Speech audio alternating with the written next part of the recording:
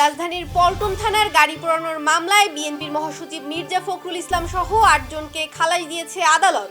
মুক্তিযুদ্ধ বিষয়ক মন্ত্রণালয়ে 10টি প্রকল্পের নামে 5,000 কোটি টাকার বেশি খরচ দেখিয়ে বিপুল অঙ্কের টাকা আত্মসাতের অভিযোগ বিগত সরকারের এবং শুভ মহালয়ার মাধ্যমে দুর্গাপূজার আনুষ্ঠানিকতা শুরু। অভিনন্দন ভোরের পাতা প্রাইম নিউজে, সাথে আছি মৌমিতা মৌ। শুনছিলেন সংবাদ শিরোনাম, এবার বিস্তারিত। রাজধানীর পল্টন থানার গাড়ি পোড়ানোর মামলায় বিএনপির মহাসচিব মির্জা ফখরুল ইসলাম আলমগীর, সিনিয়র যুগ্ম মহাসচিব রুহুল কবির রিজভী সহ ৮ জনকে খালাস দিয়েছে আদালত। বুধবার ঢাকার চিফ মেট্রোপলিটন ম্যাজিস্ট্রেট আদালতে মামলাটির শুনানি হয়। শুনানি শেষে মামলা থেকে তাদের খালাস দেন অতিরিক্ত চিফ মেট্রোপলিটন ম্যাজিস্ট্রেট জিয়াদুর রহমানের আদালত। তাদের আইনজীবী শেখ শাকিল আহমেদ রিপন এসব তথ্য নিশ্চিত করেছেন। তিনি বলেন, 2012 সালে ঢাকা দক্ষিণ সিটি কর্পোরেশনের ময়লার গাড়ি পোড়ানোর ঘটনায় পল্টন থানার একটি মামলায় দীর্ঘ 12 বছর পর তারা খালাস পেয়েছেন। মামলার মোট আসামি ছিল 9 জন। এর মধ্যে একজন মারা যাওয়ায় বাকি 8 জনকে খালাস দেওয়া হয়। খালাসপ্রাপ্ত অপর আসামিরা হলেন বাংলাদেশ জামায়াত ইসলামীর ঢাকা মহানগর দক্ষিণের সেক্রেটারি ডক্টর মোহাম্মদ শফিকুল ইসলাম মাসুদ, যুবদলের সাবেক সভাপতি সাইফুল আলম নীরব, বিএনপির তথ্য গবেষণা সম্পাদক আজিজুল বারী হেলাল, বিএনপির সদস্য মোয়াজ্জেম হোসেন বাবু, কাজী রেজাউল হক বাবু ও খন্দকার এনামুল হক এনাম।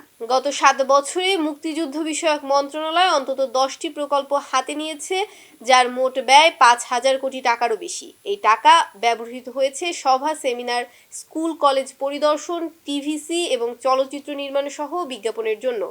তথ্য অনুযায়ী এসব প্রকল্পের মাধ্যমে অর্থ আত্মসাৎ করেছে সংশ্লিষ্টরা। বিস্তারিত থাকছে ডেস্ক রিপোর্টে। চেতনা বাস্তবায়নের নামে 3 বছরে ব্যয় 200 কোটি টাকা। গত 7 বছরে মুক্তিযুদ্ধ বিষয়ক মন্ত্রণালয় অন্তত 10টি প্রকল্প হাতে নিয়েছে, যার মোট ব্যয় 5,000 কোটি টাকারও বেশি। তবে গত 3 বছরে মুক্তিযোদ্ধার চেতনা বাস্তবায়নের নামে 179 কোটি টাকা সরাসরি খরচ করা হয়েছে। এই টাকা ব্যবহৃত হয়েছে সভা, সেমিনার, স্কুল কলেজ পরিদর্শন, টিভিসি এবং চলচ্চিত্র নির্মাণ সহ বিজ্ঞাপনের জন্য। তথ্য অনুযায়ী এসব প্রকল্পের মাধ্যমে অর্থ আত্মসাৎ করেছেন সংশ্লিষ্টরা।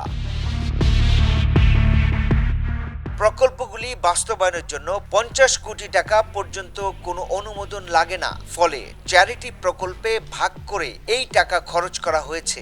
গত 4 বছরে মুক্তিযুদ্ধ বিষয়ক মন্ত্রণালয় 50 কোটি টাকার নিচে এমন 5টি প্রকল্প গ্রহণ করেছে। সবগুলিতেই উদ্দেশ্য হিসেবে উল্লেখ করা হয়েছে মুক্তিযুদ্ধের চেতনা বাস্তবায়ন। 2022 সালের 1 জানুয়ারিতে হাতে নেওয়া বঙ্গবন্ধুর আদর্শ ও মুক্তিযুদ্ধের চেতনা বাস্তবায়ন প্রকল্প, এর জন্য 21 কোটি 95 লাখ টাকা বরাদ্দ করা হয়েছে। প্রকল্পের আওতায় বিভাগীয় সভা, 7 মার্চের ভাষণ প্রচার, ক্রীড়া ও সাংস্কৃতিক অনুষ্ঠানের আয়োজন এবং অন্যান্য প্রচার কার্যক্রম অন্তর্ভুক্ত রয়েছে। প্রকল্পের পরিচালক ডক্টর নুরুল আমিন জানান, এটি 70% অগ্রগতি অর্জন করেছে এবং 2025 সালের জুন মাস পর্যন্ত চলমান থাকবে। অন্যদিকে 2017 সালে নতুন প্রজন্মকে মুক্তিযুদ্ধের চেতনায় উদ্বুদ্ধকরণ প্রকল্প শুরু হলেও বাস্তবায়ন শুরু হয় 2020 সালের শেষের দিকে। 49 কোটি 20 লাখ 14 হাজার টাকার এই প্রকল্পের আওতায় নতুন প্রজন্মকে উদ্বুদ্ধকরণ লক্ষ্যে কার্যক্রম পরিচালনা করা হয়েছে। তবে প্রকল্প সংশ্লিষ্টরা বলছেন, কার্যক্রম সঠিকভাবে সম্পন্ন হয়নি এবং এর কোনো বিস্তারিত নথিও জমা দেওয়া হয়নি। অপরদিকে অপারেশন জ্যাকপট শীর্ষক চলচ্চিত্র নির্মাণ প্রকল্পের জন্য 23 কোটি 49 লাখ টাকা বরাদ্দ দেওয়া হয়েছে। এই চলচ্চিত্র নির্মাণের কাজ শেষের পথে, কিন্তু প্রচারের অভাবে তা সাড়া ফেলতে পারেনি। 2022 সালে মুক্তিযুদ্ধ মন্ত্রণালয় বীরের কণ্ঠী বীর গাথা প্রকল্প হাতে নেয়, যেখানে মুক্তিযোদ্ধাদের সাক্ষাৎকার সংগ্রহের পরিকল্পনা রয়েছে। প্রকল্পটির ব্যয় 49 কোটি 57 লাখ 5 হাজার টাকা। কিন্তু প্রকল্প সংশ্লিষ্ট কর্মকর্তারা জানান, অনেক মুক্তিযোদ্ধার সাক্ষাৎকার নেওয়া হলেও সেগুলো সংরক্ষণের জন্য উদ্যোগ নেওয়া হয়নি। এছাড়া 2021 সালের জুন মাসে মুক্তিযুদ্ধ ভিত্তিক প্যানোরামা নির্মাণ প্রকল্প অনুমোদিত হয়, যার ব্যয় 45 কোটি 27 লাখ 99 হাজার টাকা ধরা হয়েছে। তবে প্রকল্পটি প্যানোরামা নির্মাণের পরিবর্তে শুধুমাত্র কারিগরি সহায়তা দিবে বলে জানানো হয়েছে। এ সম্পর্কে প্রকল্প পরিচালক আসিফ মাহমুদের সঙ্গে যোগাযোগ করা হলে তিনি জানান, প্রকল্পের অগ্রগতি সম্পর্কে তিনি অবহিত নন। ডেস্ক রিপোর্ট, ভোরের পাতা। অবৈধ অনুপ্রবেশের দায়ে কুড়িগ্রামের রৌমারী উপজেলার শোলমারী সীমান্তে 12 যুবককে আটক করেছে বর্ডার গার্ড বাংলাদেশ। বুধবার সকাল 5টার দিকে উপজেলার সীমান্ত পিলারের চর বোয়ালমারী এলাকা থেকে তাদের আটক করা হয়। বিজিবির গয়াটারাপাড়া ক্যাম্প নায়েব সুবেদার মোহাম্মদ ইসমাইল হোসেন বিষয়টি নিশ্চিত করেছেন। দেশের 4 সমুদ্র বন্দরে 3 নম্বর স্থানীয় সতর্ক সংকেত দেখাতে বলেছে বাংলাদেশ আবহাওয়া অধিদপ্তর। সেই সঙ্গে মাছ ধরার ট্রলারগুলোকে পরবর্তী নির্দেশ না দেওয়া পর্যন্ত উপকূলের কাছাকাছি থাকতে বলা হয়েছে। বুধবার বাংলাদেশ আবহাওয়া অধিদপ্তরের আবহাওয়াবিদ মোহাম্মদ মনোয়া হোসেনের দেয়া সমুদ্র বন্দরের পূর্বাভাসে তথ্য জানানো হয়। এতে বলা হয়েছে, সক্রিয় মৌসুমী বায়ুর প্রভাবে উত্তর বঙ্গোপসাগর ও বাংলাদেশের উপকূলীয় এলাকায় গভীর সঞ্চলনশীল মেঘমালা সৃষ্টি অব্যাহত রয়েছে। বাংলাদেশের উপকূলীয় এলাকা, উত্তর বঙ্গোপসাগর ও সমুদ্র বন্দরগুলোর উপর দিয়ে ঝোড়ো হাওয়া বয়ে যেতে পারে। আজ বুধবার শুভ মহালয়া। দিনটি উদযাপনের মধ্য দিয়ে দেশের সনাতন ধর্মাবলম্বীদের প্রধান ধর্মীয় উৎসব দুর্গাপূজার আনুষ্ঠানিকতা শুরু হবে আজ। এদিন থেকেই শুরু হয় দেবী পক্ষের। প্রতি বছরের মতো এবারও দেশ জুড়ে শুরু হয়েছে দেবী বন্দনার প্রস্তুতি। মহালয়া উপলক্ষে রাজধানীর ঢাকেশ্বরী জাতীয় মন্দির সহ দেশের বিভিন্ন মন্দিরে আজ ভোর থেকেই শ্রী শ্রী চণ্ডীপাঠ সহ বিভিন্ন অনুষ্ঠানের আয়োজন করা হয়েছে। বিস্তারিত ডেস্ক রিপোর্টে। আজ বুধবার শুভ মহালয়া। দিনটি উদযাপনের মধ্য দিয়ে দেশের সনাতন ধর্মাবলম্বীদের প্রধান ধর্মীয় উৎসব দুর্গাপূজার আনুষ্ঠানিকতা শুরু হবে আজ।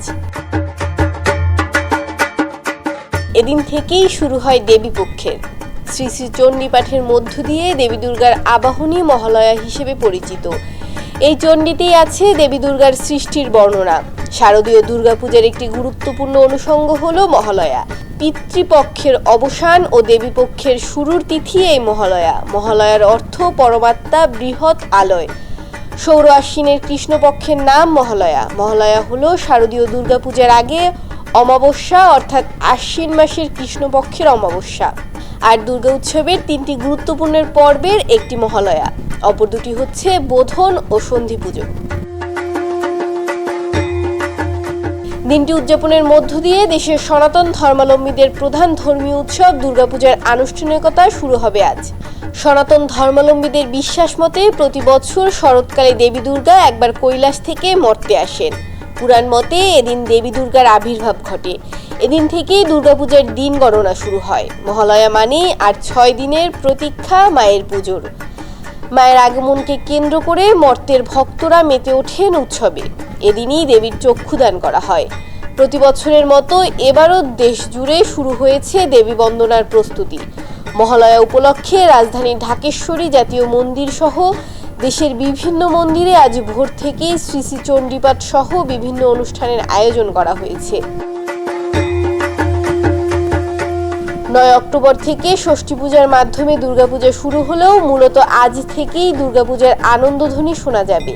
13 অক্টোবর বিজয়া দশমীর মধ্য দিয়ে সমাপ্তি ঘটবে এই উৎসবে।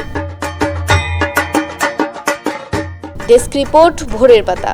এবার আন্তর্জাতিক সংবাদ।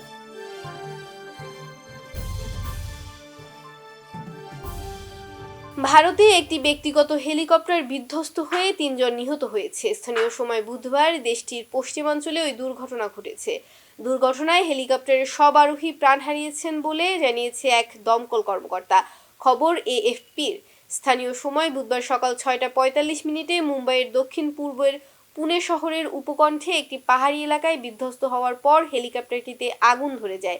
দমকলের প্রধান কর্মকর্তা দেবেন্দ্র পটফরি বলেন, হেলিকপ্টার দুর্ঘটনায় 2 পাইলট এবং 1 ইঞ্জিনিয়ার নিহত হয়েছেন। তিনি জানান, যখন তারা ঘটনাস্থলে পৌঁছান তখন তারা হেলিকপ্টারটিকে বিধ্বস্ত অবস্থায় দেখতে পান। দুর্ঘটনায় হেলিকপ্টারটির বিভিন্ন অংশ খণ্ড বিখণ্ড হয়ে ছড়িয়ে ছিটিয়ে ছিল।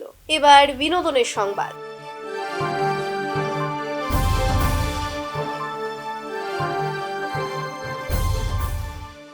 ব্যান্ড জগতের রকস্টার নগর বাউল জেমসের জন্মদিন আজ।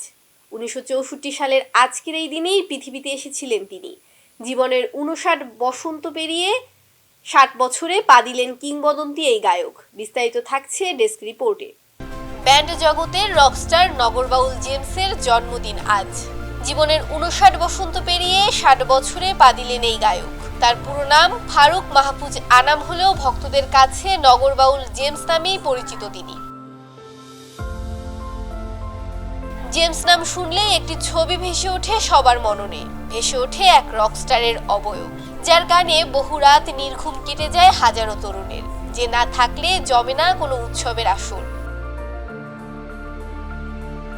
তিনি দেশের জনপ্রিয় ব্যান্ড দল নগর বাউলের কর্ণধার এবং ভোকালিস্ট, যিনি জেমস নামে উপমহাদেশে পরিচিত। কিংবদন্তি এই রকস্টার শুধু জেমস নামেই নন, ভক্তদের কাছে তিনি আবার শুধুই গুরু।